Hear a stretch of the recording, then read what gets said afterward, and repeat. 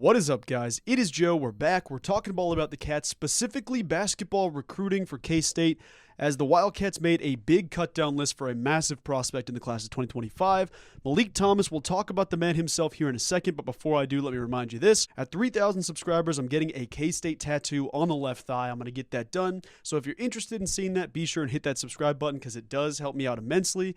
And quick caveat, my brother's outside mowing grass, so you might hear some type of a lawnmower. I'm going to pray you don't hear it, but in case you do, just a heads up on that front. But let's start in right away with Meleek Thomas. Now, the dude's a beast. If you've heard the name, K-State's been on him for a long time, since 2022, in fact. He just put out his cut-down list featuring 7 big-name teams here. I'll run through the team list real quick. He's got K-State, obviously, on that list as I'm talking about him. He's got Kansas on the list, Alabama, Auburn, Connecticut, Arkansas, and Pittsburgh. Those are the 7 teams there. He's currently taken officials to 3 different schools. Official visits to Auburn, January 12th. That's been a hot second. UConn, June 19th, and Arkansas, June 25th.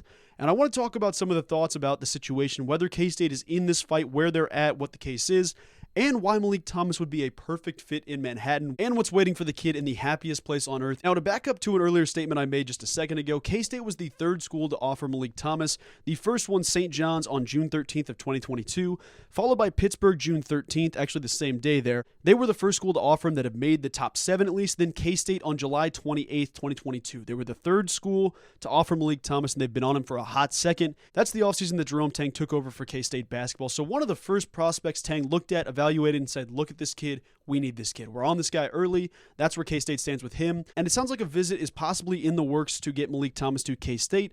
This is what he had to say about the Wildcats in his recent recap story. He recapped the visit to UConn, talked about the good fit, talked about Dan Hurley and all that stuff. Here's what he had to say about K-State in that recap story with 247 Sports' Brandon Jenkins. Shout out to Brandon Jenkins one time. He said, they're a loving program with an all-African-American staff. I hear from them a lot, and they've been recruiting me from the jump. They tell me how it may be a long shot to get me, but they feel like they can get me to the league with me being their guy. Now, I want to talk through my thoughts a little bit about why I think that's a great fit, what I like about that statement, what I don't like. I truly think that K-State's in this race, and I know that some people out there are going to say, well, you know, you're not going to beat out UConn, you're not going to beat out Kansas, whatever the case is. K-State's already beat out teams like KU. They've already beat out UConn for different dudes in the portal. They've had some of that competition. And just because the kid's a top 10 player in his class does not mean this is too far-fetched of an idea. So I want to specify that right now before I tell you about Meleek Thomas. Now, the 6'4" shooting guard is currently at Overtime Elite. He transferred there for his senior season. He is currently listed as a 5-star prospect by the 247 Sports Index, the 6th-ranked player in his class, the 2nd-ranked combo guard in his class, and the number 2 player in the state of Georgia. The dude can ball. Long story short, he is a heck of a basketball player and would be an awesome fit in Manhattan. I'm going to talk about why I think the fit is great, what about Meleek Thomas I like, and what the perks are of him coming to K-State. And I'm also going to show some of his highlights here from different tours, different EYBL stuff, so I'm going to toss that up here now. As I'm talking about Meleek Thomas, so you can see that rolling on your feed now, I want to talk about what the next steps look like for him, because this is going to be another recruitment battle where it's blue blood versus real blood. We talk about that a lot. Shout out Dream Dallin, shout out Coach Tang for talking about that, because that's a sentiment that really rings true to me. It's the same conversation with a David Castillo, or with a Patrick Gamba, or in this case, with Meleek Thomas. The dude's going to have offers from blue bloods. He's already got them in his top 7. He's got Kansas as a blue blood. You've got UConn's a new blood, but I'd give them the blue blood status. You win back-to-back titles, you're a blue blood. There's got a couple of teams in there that I think are talented, and then John Calipari's already hanging out at Arkansas, even though he's at a new school. There's other schools in there, but I think I want to focus on where K-State's at specifically, rather than trying to take down the other programs. I'm not trying to make that sound like this, but I want to start off by saying what the next steps are for Meleek Thomas. You got to get him on a visit. You got to get him to the Bill. I'm going to say that now. In the story with Brandon Jenkins, he outlines basically, hey, Meleek Thomas is looking at a commitment date sometime in October. Will that be for sure? You never know. Some of these kids like to push back things. Some like to speed it up. The process is independent for just about every player in the country. So I'm not going to sit here and say it's a one-track situation of when Meleek Thomas will commit. But the beautiful part about that is that you can get him to K-State during the weekend of a football game. Do something similar to what you did with Patrick Gamba. You can show him, at least, pseudo effect, what it means to be a K-State fan. You can see how screaming loud and insane the fans are, especially at a K-State football game with Avery Johnson under center. That is the perfect textbook operation. The season kicks off on August 31st. You will have plenty of opportunities heading into his commitment date in October. Get him there sometime in September. Get him there for that September 7th game against Arizona. That'd be a huge game to get him out there for. That'd be an awesome thing to see. And it's going to be nationally televised. I guarantee it's a Friday night game. 2 Heisman candidates in that. That'd be a great introduction to K-State's fan base. Now, I'm not going to lie. I understand it. He understands it. K-State staff understands it. He mentioned, hey, they know it's going to be a long shot to get me, but there's some type of compelling thing about that. There's some type of reason that justifies having K-State in this top 7. They wouldn't just be there for clicks. They're not just there for the sake of, hey, we need more programs on this list. That's not the case. There is something admirable about looking at these 7 teams and showing the differences. It's no secret UConn's won multiple national titles. They've become a blue blood in their own right.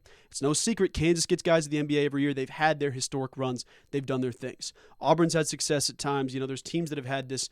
Arkansas's John Calipari. You know what he did at Kentucky. And a couple of those things are lose to K-State, but that's not important for the sake of the video.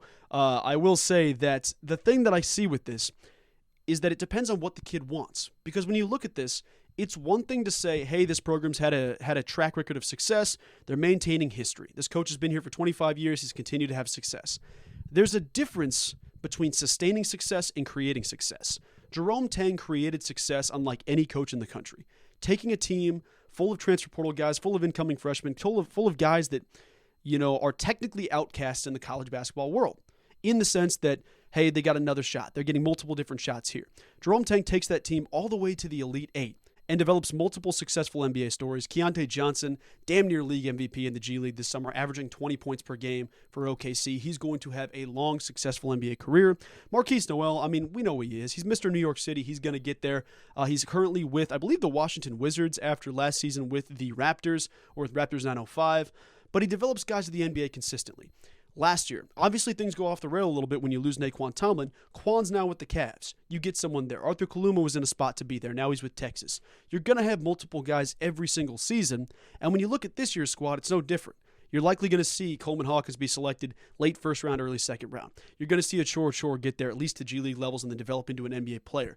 Ugonna Onyenso has that caliber. There's guys on this roster, and don't even get me started on Doug McDaniel. I'll talk more about Doug here in a sec, but there's guys on this roster that will be playing on NBA rosters next year. Let's be straight up about that. Meleek Thomas has the opportunity to be the next flag carrier for Kansas State basketball. Think about this. Marquise Noel took the flag out of the ground. Jerome Tang took the flag out of the ground. Keontae Johnson, same thing.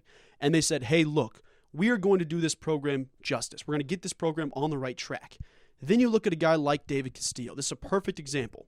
A dude who at one point was the top ranked player at his position prior to his foot injury. A dude that is a national headlining name and has already garnered respect as a guy that might start this season for Kansas State basketball. We've had success in the portal. We've had success on the basketball court. We've had success off the court. We've done just about everything. Kansas State says, hey, we got to attack the high school ranks. David Castillo says, you know what? I believe in the vision. I'm here. I'm in. Chooses Kansas State over Kansas, over Oklahoma State. At the time, obviously, Mike Boynton was there as a heck of a recruiter. Didn't do much on the court, but still a big win in recruiting for Dave Castillo. Now that kid has a serious alley to start at Kansas State here in a couple of months. That's a realistic possibility. We talked about it in our last video. Meleek Thomas has the ability to be that next dude, to say, hey, look, they have already come so far. If I come here, I'm going one and done regardless of where I go to college basketball, but it will mean so much more in Manhattan than it will elsewhere. I will say that now. I'm not trying to say he won't be successful anywhere he goes. He absolutely will be, and he'll have a heck of an NBA career and a college basketball career depending on which route he goes. But the beautiful thing about K-State is you come here for one season, and it means so much more than it does as a one and done in different programs. An example of this, and this isn't supposed to be a subtle dig at the guy. I apologize if it's going to come off that way. But I remember specifically a story about Coach John Calipari. And it was a Twitter thing. It was a Facebook thing. It was so old ago, so long ago it was on Facebook. And it was basically a story showing all these different players that went one and done from Kentucky. And it asked them, what do they remember about Coach Cal? And it was specific questions. One of them was, what were John Calipari's kids named? Out of all the athletes featured, I think it was 8 or 10 different guys. You had Devin Booker, you had Karl Anthony Towns, you had Anthony Davis, you had John Wall. You had a bunch of different players at Kentucky. And in that, one player remembered what John Calipari's kids' names were, and that was Devin Booker. I'm not trying to sit here and say that that's an indictment of John Calipari or that it wasn't something prioritized, but the family aspect, the compelling aspect to be a good man, husband, and basketball player is all so much stronger at Kansas State. I'm not trying to dig that at Arkansas or dig that at Coach Cal, but the idea of this is, if Meleek Thomas is going to go one and done anywhere, you will be such a good basketball player regardless of where you go. You will get to the NBA. And Kansas State has a track record of doing that. It's fresh because it's a fresh staff, it's a fresh team, but they have that early track record and that established pedigree to be in conversations with top 10 athletes like that. They're going toe-to-toe with Blue Bloods after making the NCAA tournament once in like a 5-year span under Bruce Weber. And granted, they went pretty dang far. Twice in a 5-year span, I should say. I guess they did get knocked out against UC Irvine, so that's also worth mentioning. But this kid won't be an outlier. He will be the expectation. He will be the guy to say, hey, look what I can do at Kansas State. Then you go have an NBA career and you put on for Kansas State. It's what Keontae Johnson's doing. It's what Marquise Noel's doing. It's what Naquan Talman's doing. It's what all these next wave of guys are going to do, to the point where this is not an anomaly. This is the expectation. And Meleek Thomas has the option to be that next wave of guys. So I'm not trying to say that it's going to work out. I'm not trying to say that K-State should be the front runner. I do believe UConn's the front runner. They've got Dan Hurley. They've got all the stuff they have there. But it's a different playing field now. The new recruitment wave starts now. Once you get to the dance, the big dance being the 7 teams featured on his Cutdown list, it's a new recruitment process. You did enough to get to the conversation. Now you got to keep talking. Now you got to go to the next process. Now you got to do all these in-person visits. You have to do so much above and beyond what other programs can that you can lock your guy up. Meleek Thomas can be that kid in Manhattan, and I'm excited to see what takes him there. My last thought is that everyone has to buy in. Not just the coaching staff, not just the players on the team, but everyone in Manhattan. It truly is real blood versus blue blood. I mean, this is why there's so much dedication to Kansas State athletics. There is so much love and investment from the fans into the program. With Kansas State, everyone has to be on the same page. You got to get Meleek Thomas there to a game. The staff's doing their part. The fans are doing their part. Everybody has to do their part. You get this kid to a game. You show him what it's like at the Bill. You show him what that fan base is like. The staff will do the rest. We will get this job done, but it's going to be a fight. It's going to be fighting tooth and nail for a kid that truly can get to the NBA, can have a successful career, both in college and in the NBA, and it starts at Kansas State. My theory with Meleek Thomas, you will join one of the best backcourts in the nation. You will be a featured player in one of the best backcourts in the nation immediately upon arriving on campus. You'll have Doug McDaniel. You'll have David Castillo. Those are 2 dudes that are going to be national names for the next couple of years. Whether that changes at all, whether one of them goes to the NBA, both of them go to the NBA, it is still something beautiful to work on. And I envision a backcourt that features David Castillo, Doug McDaniel, and Meleek Thomas. You're not going to find a better team than that in the country. Thomas really reminds me of a kid that Jerome Tang would recruit back in the Baylor days. That's the type of kid this dude is, and I think Kansas State's damn near in that conversation. So we'll see how it plays out, but I just wanted to get my thoughts on the recruitment process, as well as talk about why I like the fit for Meleek Thomas to get to Kansas State. We'll wait and see what happens. I will update you if a visit comes to work or what the case is with Meleek Thomas, but I'm excited to see the opportunity. I'm excited to see K-State in this recruiting battle, and I'm excited to see what comes out about Meleek Thomas and his interest in the Cats, because he would be a damn good Cat, and I wanted to talk about that in today's video. But guys, that's going to do it for today. I appreciate each and every one of you for watching. Have a wonderful rest of your day. Go Cats!